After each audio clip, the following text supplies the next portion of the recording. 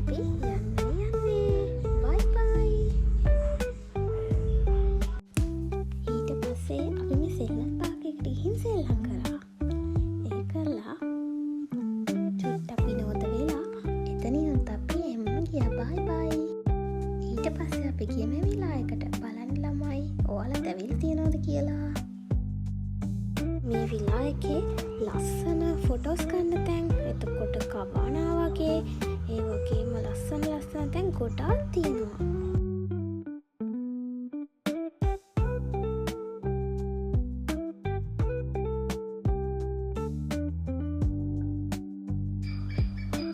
ඉතින් මේ ඉන්නේ මං.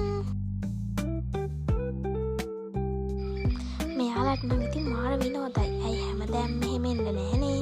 ඉස්කෝලේ නිවාඩුවක් තිබ්බොත් විතරනේ.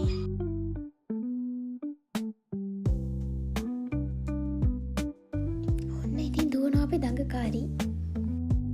එයා නම් ඉතින් ආව වෙලේ ඉඳන් මොකක් හරි දඟ වැඩක් තමයි.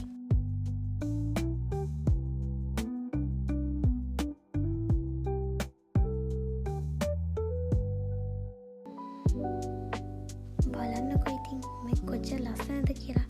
පුදුම නිදහසක් තියෙන මෙතෙන්ට ගියාම. ඔයාලත් ඇවිල්ලා බලන්නකෝ.